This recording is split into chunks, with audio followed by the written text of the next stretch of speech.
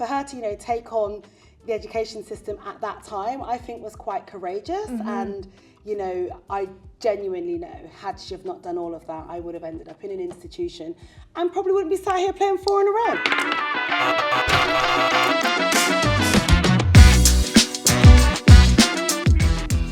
Hi, I'm Sophie, and this is Party Games, where I play games with politicians.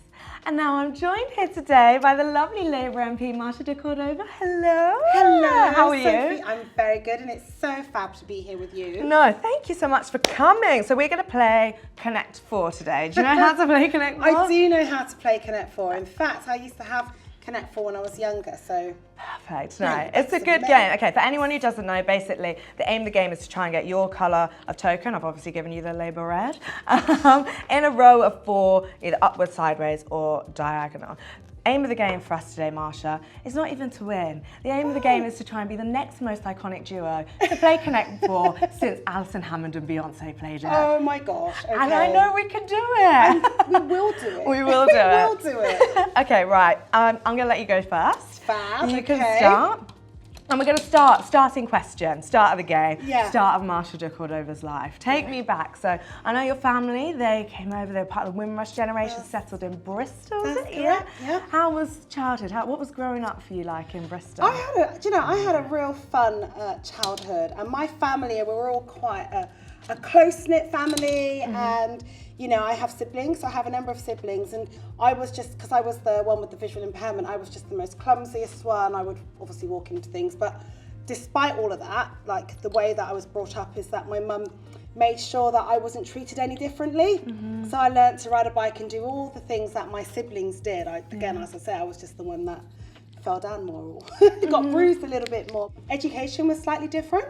At nursery school, for instance, when my mum came to pick me up early one day, she found that I was sat in the corner while all the other children were having reading time. And when she inquired as to why that was happening, she was told it's because I was being disruptive because I wanted to sit at the front of the class. And Mum had to explain to her, well, it's because she can't see. That was the last time I went back to that nursery school, thankfully. I was going to say. Oh yeah, I went on to primary school, and the same similar thing kind of happened there, in that the head teacher thought that I'd be better off in a special school for visually impaired children. Again, my mum, being the hero that she is, she fought them and said no, she wants her daughter to remain in mainstream education. And so I had to go through lots of different assessments and the like. And the long and short of it was, when they came back and they said, well, basically she should stay in mainstream school, but she just needs extra support. So I got the extra support, stayed in mainstream school, and the rest is history, as they say. But I have to say, Sophie, but for my mum's courage, I mean, she was a young woman in her 20s, for her to, take on the education system at that time, I think was quite courageous. And, I genuinely know, had she have not done all of that, I would have ended up in an institution and probably wouldn't be sat here playing 4 in a row. I was going to say, well, yeah, that drive, I mean, now she took on the education system, now you're taking on the world, you're taking on the government. Your family must be so proud of you becoming an MP, a Member of Parliament. How did they feel about that? Oh, they were thrilled. I mean, I don't come from a political household as such, so, essentially I'm the first person to kind of venture into politics, although my mum has told me, like, when we've been in Jamaica, her grandparents, like during the elections there, they used to do a lot of campaigning and run committee rooms and things like that in Jamaica. So on my 10th birthday, I was given a book about Nelson Mandela, which I still have now. And I reading about his life and the anti-apartheid movement and their fight for freedom and for justice, I probably thought something kind of was lit up inside me from a very young age, because I've always wanted to make a difference. I have faced challenges throughout my life, and they've only just made me stronger and more driven and wanting to do more and stuff. And so, that's kind of all really laid the foundations for me to be a politician, I suppose. You've got another famous face in your family as well. Your brother, Indeed. Bobby de Cordova Reef, who's a Premier League footballer for Fulham. He plays for it in its Jamaican national team. He does, he's there now. He's actually in the States now playing. He's on international duty. Oh, do you go and see him and I stuff? do, play? yeah, when I get a chance, because Saturdays are basically means I have to campaign a lot, but when I get the opportunity, I absolutely go to games. and watch him play. I am incredibly proud of him because... Oh, gotta be careful. Sorry, I'm listening too much. Sorry, I just looked down. I was like, oh dear, she's doing quite well. I'm gonna go here. Oh, Sophie, you're so funny. So you are proud of him? No, I'm really proud of him, and I mean, we love sport in our family anyway. Right, okie dokie, I need to be very careful about where I go next. Sophie, you're rather good at this, aren't you? So I'm going to take it here. Okay. Oh, okay. Well, I've got to block you. Yeah. And I got to go 4 in a row. Connect 4. No! I'm so bad at this game. Okay, we're doing another one. Just before you became an MP, you were doing campaigning work and stuff. Is that right? Yes. I was going to say, I'm going first this time. Just in case you didn't know. Just in case. No, so I've always my lived experience has been, I've been kind of a lifelong campaigner for the rights of disabled people, and I do that because I strongly believe, we need a society where everybody has equal voice, equal choice, and can live independently and not face the barriers that so many of us are facing right now and continue to face. So I did spend a lot of time campaigning on those issues. Then I started a small charity in 2014 called South East London Vision. The aim and the vision really was to tackle isolation and loneliness, but also let people understand, like, if you are losing your sight, your life doesn't need to stop here. There's so much more you can do, and trying to be that example and trying to encourage and also share, other people that have overcome living with sight loss. That was something that I had a huge passion for, and was really, for me, it was so rewarding doing that. When you came to Parliament then, did you find it was an accessible workplace for disabled people?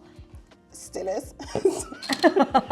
If I can be so bold as to say that. And do not get me wrong, obviously they have tried to accommodate and make the necessary changes that I would need to enable me to kind of, get around the estate and do my job well. But, we still have a long way to go in this space. I think, everyone can see that, but they've put all the measures in place so that I can get around and do my job in the same capacity as my sighted colleagues. That isn't to say, Sophie, that I don't have bad days, and that isn't to say that it really does get on top of me sometimes, and I do, it does have an emotional impact on me every day. I wanted to ask as well about, you've had a few different jobs since. Yes, yeah, we're doing that. Yes. Since you became an MP, including Shadow Equality Secretary in the Shadow Cabinet with Mr. Keir Starmer. I can see that. Oh my. I mean, prior to going into the Shadow Cabinet, I was the Shadow Minister for Disabled People, and that really was an honour to serve in that role. And I really enjoyed doing the work there for disabled people because it's been my lived experience, but also what I've done throughout my whole life. Tackling the equalities brief is huge, and a huge amount of responsibility. And when I first took on the brief, we'd just gone into lockdown with COVID, and we saw the disproportionate impact COVID was having on Black, Asian and ethnic minority communities, as well as disabled people, as well as women. And so, I felt like I had my hands full at the time. But standing down was a really tough decision for me because there was so much more to do, especially when it comes to disabled people, because I know what my purpose is there, and that is to really make a difference in that space. But my constituency at the time, I felt had to come first, and that it was very much a marginal seat. It's never, I don't have a seat where it's a foregone conclusion. And so I felt I really needed to focus my attention there, particularly coming out of a pandemic as well. Of course. How did you find becoming an MP and being in this place as a Black female MP? I know there have been instances where news organisations had mixed you up for other Black women. People mix myself and my colleagues up all the time. In fact, we have a bit of an inside joke and say, hi, so-and-so, and when we absolutely know it's not. But I mean, it's wrong, right? And we know it's wrong. When people can just take a bit of care in terms of, identifying who we all are, because some of us may have braids or twists, you know, you should really be able to distinguish, because I don't look like my other colleagues. They are beautiful, and, you know, we all are, but we don't all look the same. So that side of it is quite, you know, worrying. There are a number of us, and I feel that it has been difficult. I mean, you know, previously we saw some of the awful racism that Diane Abbott has had to endure. You know, her being the trailblazer, the first black woman elected to Parliament in 1987, and yet we're in 2024 and she is still subject to such horrific abuse. And you know, I've had to previously raise the issue at Prime Minister's questions, because you know, it's just not acceptable that we are treated in this way. And you know, I always say, you know, the fish rots from the head when it comes to racism in certain quarters, whether it's in the Conservative Party or other spaces. And I remember during my time as Shadow Equality Secretary, when, you know, it was in 2020 and we saw the tragic murder of George Floyd. Everyone has to look at themselves and say, you know, what are some of the problems we are facing? Because there is structural and institutional racism that exists across all our institutions. But the government, rather than choosing to admit that, they have a shoddy kind of commission led by somebody who chose to deny and dismiss that racism exists. And so when you have a Prime Minister in Rishi Sunak who chose, you know, took I don't know how long to call out racist remarks, you know, what do you say? The fish rots from the head. You know, having the added layer of my race also playing a factor, it's tough. But you know, again, we're taught to be strong, and having my sisters, you know, I have some really good friends here who are hugely supportive, and there are great allies here as well who will absolutely speak out against racism and misogyny and other forms of, you know, injustice. The best things, and the only thing I would ever praise Theresa May for, was for introducing the race disparity unit, because that's where all that data came from. And what have the government chosen to do now? You know, they're not carrying on with that unit. You know, and why is that? Because the data doesn't lie. Connect 4. I'm really bad at this game. Okay, we're doing best out of 3, even though we know who's going to win best out of 3. You never know. And we're going to do it speed round. Maybe Okay. I'll win. Well, I'll let you. You could go first. You should. No, I'm going to say you go first. I probably should. Shouldn't I think you should. Taking the middle one. This is so unfair, and I. Okay, I'm taking the So corner. I've given you a little Maybe heads if we up just- there. Okay, so what do you do? We've spoken about Parliament being a challenging place to work. What do you do to relax outside? Do you have any hobbies? Clearly playing Connect 4 and practicing every night. I wish I could say that was the case. Oh, look what you've done. You smart lady. I know. So yeah, any hobbies? Look, balance is really important, and so I really recommend anyone in public life, they have to have balance in everything that they do. You know, my hobbies, for example, I like to read, I like to, you know, go to the theatre, I like spending time with family, and I love sport. So again, I love watching football and going to games. I love going, I love tennis. When I get a chance, I play a bit of VI tennis. I read mainly on Audible, so I have audiobooks, but I love books. I love biographies and, you know, you name it. Those are the things I do. And I also try to make sure I have at least one day at the weekend to myself. So I call them no Labour days. Never bloody works. That really works. I like that. But I do try to do that, and I do that because you do have to have balance. But you know, being an MP isn't a Monday to Friday 9 to 5 job. No. Anything can happen at the weekend, late at night, and I just always have to be available. But I mean, I love it though.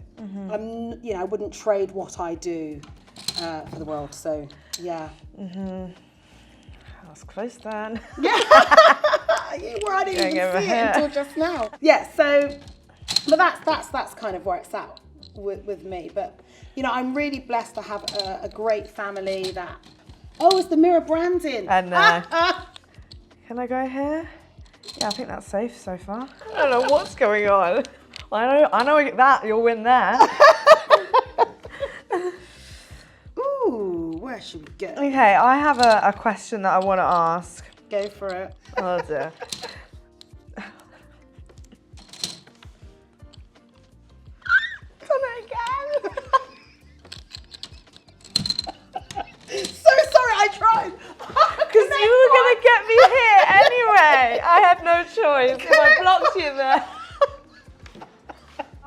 question was going to be, if Labour do get into government, what's something that you would love to see a Labour government really achieve? Just one. Can I have two? Go on. Okay. Fine. So I'll do Since one you won kind of 3 times. So I'll do one real important one, which is definitely about housing, because we're in a huge housing crisis. So I'm really, I'd like to see us build more homes for people, not just to buy, but also for people to rent and live in, because we're in a massive housing crisis. And I represent a constituency where, we've got thousands of people on the housing waiting list. So it's really important that we build more homes. And then the other one that I'd like to choose is obviously, I'm a huge supporter of the UN Convention on the Rights of Disabled People. And Labour has committed to this, but I really would like to see any new government, hopefully a Labour government, would seek to fully incorporate that into domestic law. One of the last acts of a Labour government in 2009 was we became signatories to it, but obviously we had a coalition and then a Conservative government that has done nothing with it. In fact, I should say this because you may not know this, but in 2016, the UK government became the first nation state to be investigated for its violations against the rights of disabled people. Wow. And it found that they did gravely and systematically violate our rights. And so I feel as though, that is something that Labour could do that would absolutely transform the lives of disabled people and create a more fair and equal society. Thank you so much for playing Connect 4 with me today. I know, I feel as though we need to do it again. Absolutely thrashing me. So this has been a big, big win for the MP and a big, big loss for Sophie. Thanks so much for joining us on Party Gaze. Make sure to like, comment and subscribe.